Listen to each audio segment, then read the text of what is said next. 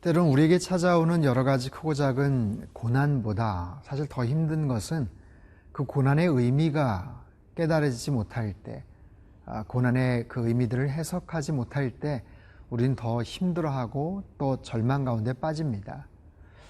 누군가에게 물어봤으면 좋겠는데 누군가 속 시원하게 좀 그 의미와 그 해석에 대해서 설명해 줬으면 좋겠는데 물어볼 대상이 없고 또 어디에서 그 답을 얻을 수 없을 때 우린 참 낙심을 하죠. 에스겔서를 보면 굉장히 어둡고 참 침울한 그런 유다 말기의 그런 상황들을 표현하고 있습니다.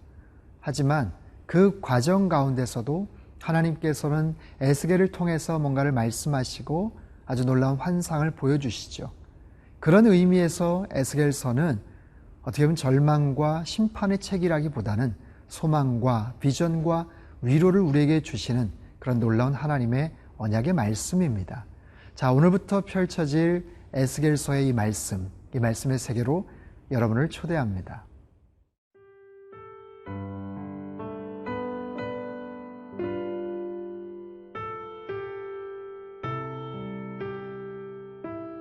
에스겔 1장 1절에서 14절 말씀입니다. 30째 해 넷째 달 초닷새에 내가 그발강가 사로잡힌 자 중에 있을 때에 하늘이 열리며 하나님의 모습이 내게 보이니 여호야긴 왕이 사로잡힌 지 5년 그 달 초닷새라. 갈대아 땅 그발강가에서 여호와의 말씀이 부시의 아들 제사장 나 에스겔에게 특별히 임하고 여호와의 권능이 내 위에 있으니라. 내가 보니 북쪽에서부터 폭풍과 큰 구름이 오는데 그 속에서 불이 번쩍번쩍하여 빛이 그 사방에 비치며 그 불 가운데 단쇠 같은 것이 나타나 보이고 그 속에서 네 생물의 형상이 나타나는데 그들의 모양이 이러하니 그들에게 사람의 형상이 있더라. 그들에게 각각 네 얼굴과 네 날개가 있고 그들의 다리는 곧은 다리요 그들의 발바닥은 송아지 발바닥 같고 광낸 구리같이 빛나며 그 사방 날개 밑에는 각각 사람의 손이 있더라. 그 네 생물의 얼굴과 날개가 이러하니 날개는 다 서로 연하였으며 갈대에는 돌이키지 아니하고 일제히 앞으로 곧게 행하며 그 얼굴들의 모양은 넷의 앞은 사람의 얼굴이요 넷의 오른쪽은 사자의 얼굴이요 넷의 왼쪽은 소의 얼굴이요 넷의 뒤는 독수리의 얼굴이니 그 얼굴은 그러하며 그 날개는 들어 펴서 각기 둘씩 서로 연하였고 또 둘은 몸을 가렸으며 영이 어떤 쪽으로 가면 그 생물들도 그대로 가되 돌이키지 아니하고 일제히 앞으로 곧게 행하며 또 생물들의 모양은 타는 숯불과 횃불 모양 같은데 그 불이 그 생물 사이에서 오르락내리락 하며 그 불은 광채가 있고 그 가운데에서는 번개가 나며 그 생물들은 번개 모양 같이 왕래하더라. 에스겔이라는 이름의 뜻은 하나님께서 강하게 하시다, 하나님께서 단련시키신다 라는 뜻을 갖고 있습니다. 에스겔은 본래 제사장 가문 출신인데 선지자 역할을 감당하고 있습니다. 그 에스겔은 유다 말기에 그 2차 포로로 바벨론에 끌려가게 되죠. 그 당시 여호야긴 왕과 또 많은 포로들과 함께 정말 낯선 곳 바벨론 땅으로 그렇게 끌려가게 됩니다.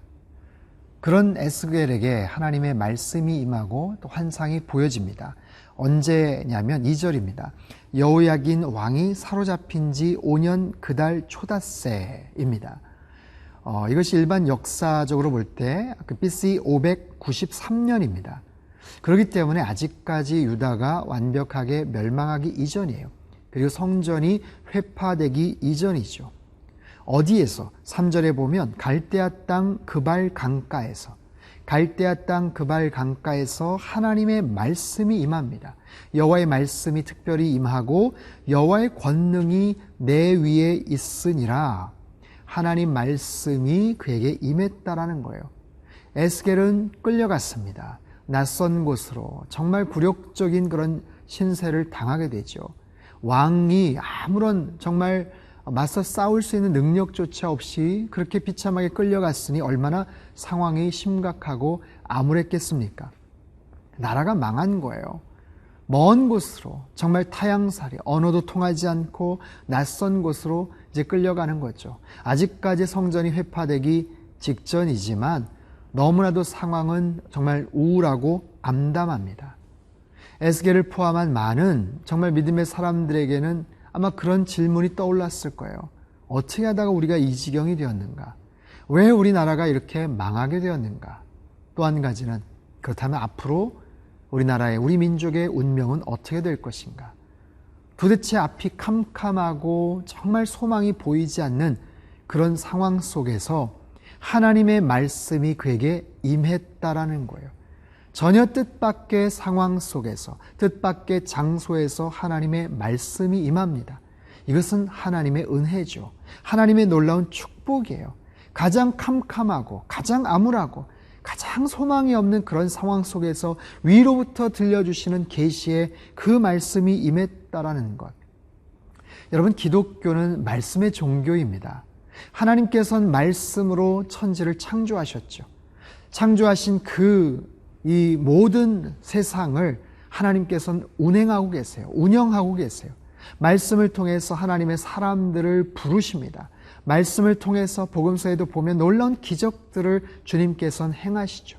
그 말씀을 통해 사람들을 감동시키시고 그 말씀을 통해서 하나님의 뜻대로 모든 것을 운행하고 집행하고 계세요.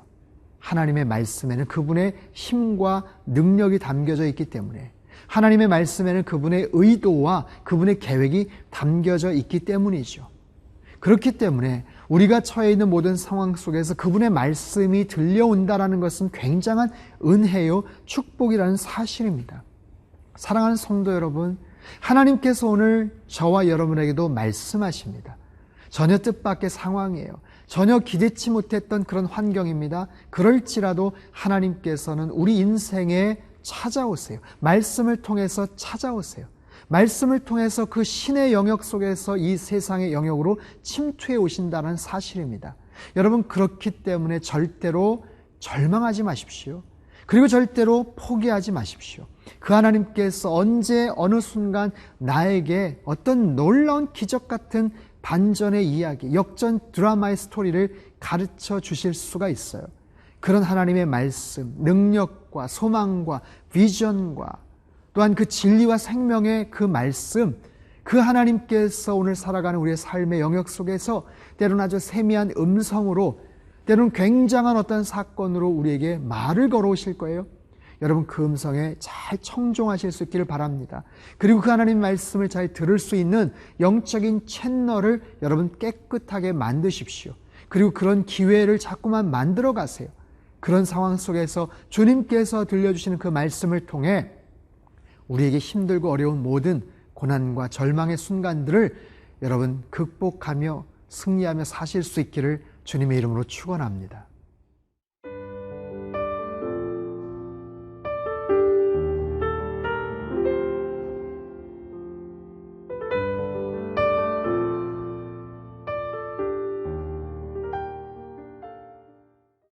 에스겔에게 하나님의 말씀만 임한 것이 아닙니다. 하나님의 아주 놀라운 환상이 그에게 나타납니다.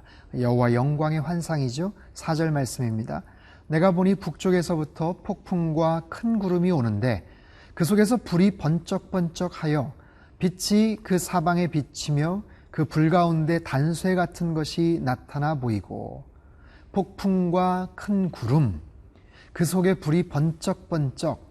자, 바람과 불입니다. 여호와의 영광의 사인이죠. 여호와의 특별한 임재를 상징하는 하나님의 영광과 그 임재가 나타날 때 드러나는 아주 신비한 그런 현상입니다. 사도행전 2장에 오순절 마가의 다락방에 임했던 정말 성령님의 특별한 임재 때 불처럼 바람처럼 그 성령님이 여호와의 영광이 임하지 않았습니까? 이 에스겔의 환상을 통해서 하나님의 영광, 그 임재의 그 특별한 능력과 모습들을 우리는 살펴볼 수가 있어요. 본문 5절입니다.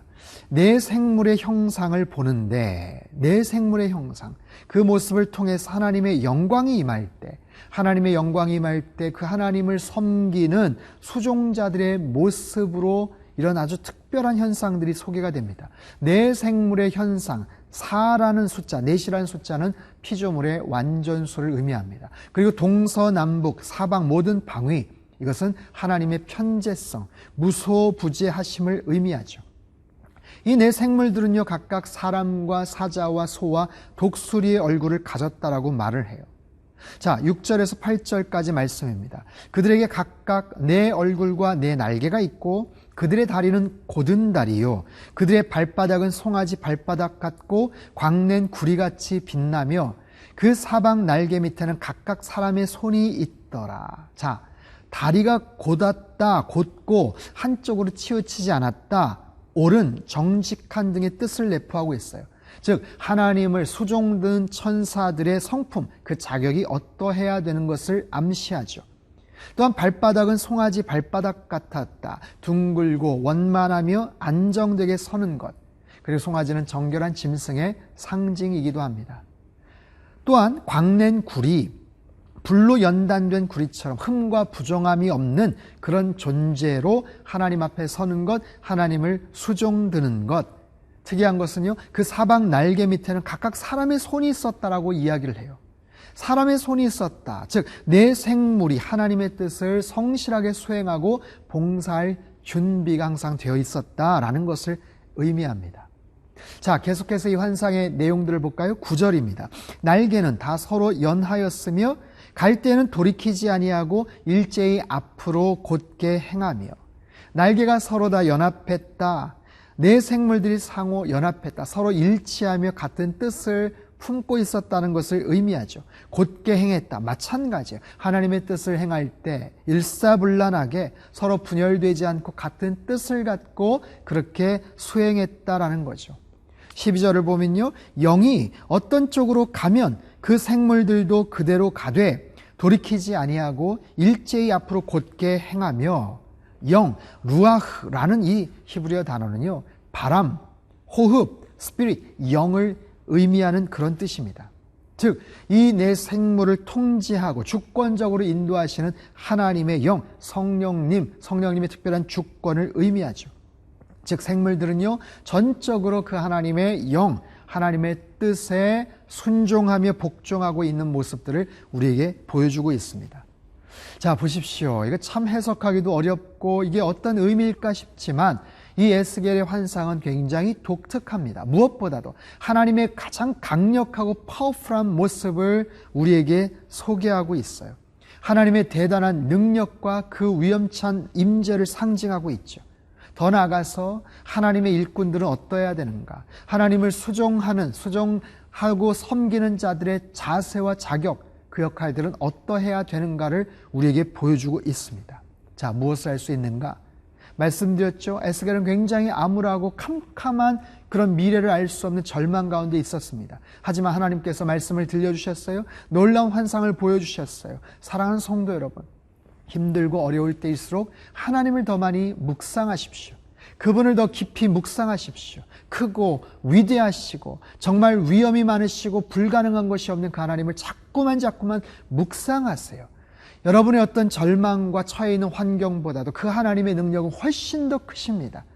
우리가 생각하는 모든 부정적인 회의적인 그런 모든 것들보다도 하나님의 지혜와 하나님의 계획은 훨씬 더 완벽하십니다. 그렇기 때문에 이런 어려운 순간 하나님을 묵상하고 하나님의 놀라운 능력들을 바라고 기도하면 그 하나님께서 우리의 삶을 가장 좋은 길로 이끌어 주신다는 그런 축복의 말씀이에요. 여러분, 이 언약의 말씀 마음속에 새기시고 오늘도 힘을 얻으시고 능력 가운데서 승리하며 사실 수 있기를 주님의 이름으로 축원합니다. 기도하겠습니다. 귀하신 주님, 감사합니다. 우리의 현실이 때로는 에스겔이 처해 있는 그 상황처럼 암울하고 답답하고 절망 가운데 있을지라도 정말 주님께서 우리에게 들려주시는 그 세미한 음성, 그 주님의 진리의 말씀, 생명의 말씀에 귀를 기울이게 하여 주시옵소서. 또한 주님을, 그 하나님의 권능을 하나님 날마다 묵상하게 하시고 그 하나님의 놀라운 능력과 섭리 가운데서 우리의 힘들고 어려운 순간들을 잘 극복해 나가며 하나님 앞에 영광 돌리는 날마다 승리의 계가를 부르는 하나님의 거룩한 백성들 되도록 주님 축복하여 주옵소서. 존귀하신 예수님의 이름으로 기도합나이다. 아멘.